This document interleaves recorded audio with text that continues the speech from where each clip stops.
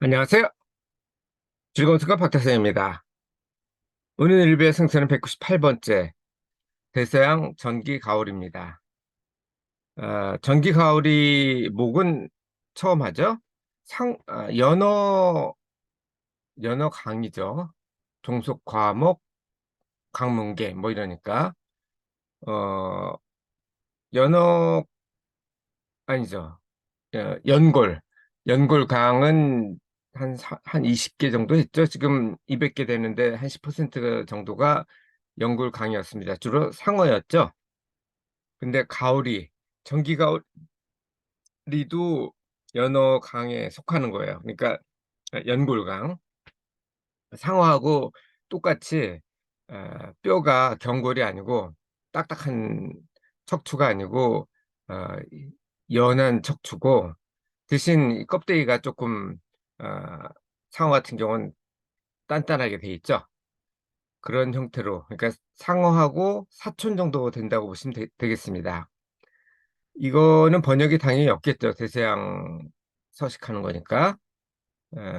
그래서 일단 번역을 그대로 목 전기 가오리 목 전기 가오리 어,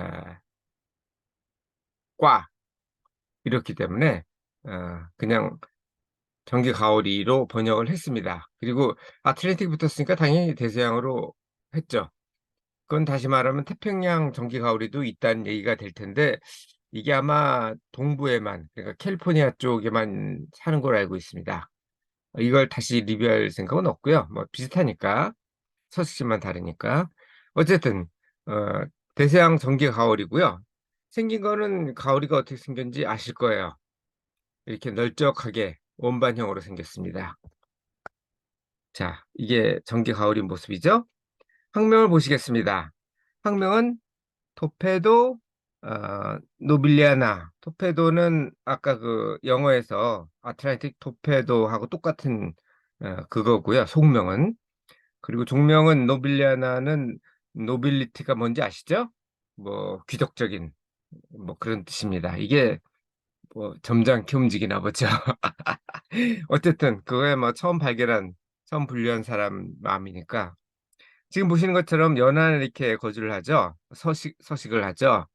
어, 북미하고 남미, 그 연안, 동부 연안이죠. 그리고 서부 연안, 아프리카하고 유럽의 서부 연안에 서식을 합니다. 수심 150m니까 상당히 깊죠? 보통 대륙붕이 200m까지인데 200m 정도까지 내려가면은 빛이 1%밖에 안 들어가요. 그래서 200m 이상이 되면은 거의 어둡다고 보시면 됩니다. 어쨌든 바닥에 사는 이게 널쩍하잖아요. 널쩍한 게 바닥에 사는 것들이 보통 그렇죠. 차가운 물에 모래나 진흙바닥에서 살고 지중해를 포함한 대서양에 사는데 서하는 노바스코시아부터 쿠바 여기 보면 뭐 브라질까지 돼 있는 걸로 되어 있는데 그쪽에는 별로 없어요. 어쨌든 중앙 부분에 많고요. 동안은 스코틀랜드에서 남아공까지 있습니다. 근데 여기 기니만 이런 데는 안 보이죠?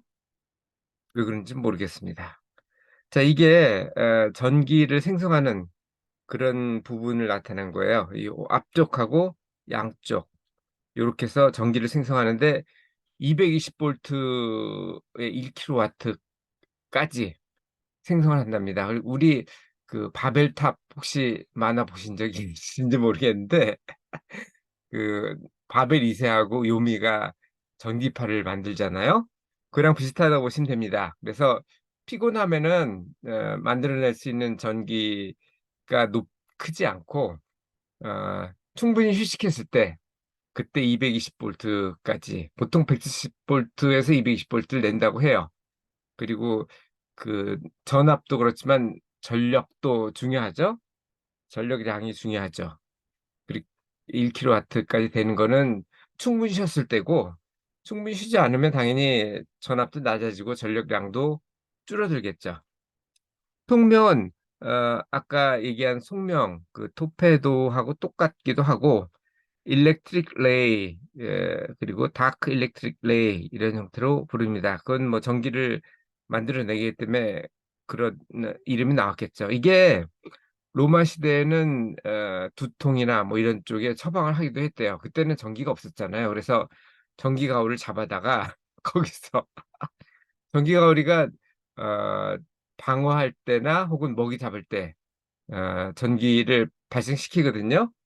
그 일부러 어, 스트레스를 주면 전기를 착 발생하니까 그걸 그 환자 치료하는데 이용하기도 했대요. 효과적인 방법이죠.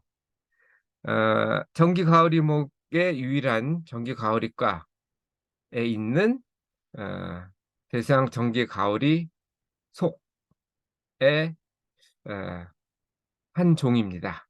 여기까지 했고요. 그 다음에 이게 바닥에 살 때인데요. 항상 생선은 색상은 주위 환경에 맞추잖아요. 그래서 아까 보는 거는 검은데 이거는 좀 푸르스름하죠. 길이는 1.8m까지 자라고 평균 1m 정도고요. 무게는 200파운드까지 자라는데 뭐 평균은 그렇게 많지는 않고 30파운드 정도입니다. 이게 맛은 별로 없지만 식용은 가능하고요. 치어는 연안에서 살고 크면 좀 더 바다 쪽으로 이동하는 그런 형태를 보이고 있고 다른 종하고 같이 직선에 가까운 앞가장자리 이거 보시면은 여기가 앞가장자리잖아요. 여기서 여기까지는 거의 직선에 해당하죠. 그렇고 가슴 지느러미가 요 옆인데 이건 원형이죠. 이쪽 양쪽에 가슴 지느러미가 있고 그리고 삼각 꼬리 지느러미가 이 크죠. 삼각이고 견고한 꼬리라고 하네요. 이거 가지고 꼬리가 견고한 게 또 뭐가 있었죠? 꼬리로 사냥하는 그런 생선도 있었죠.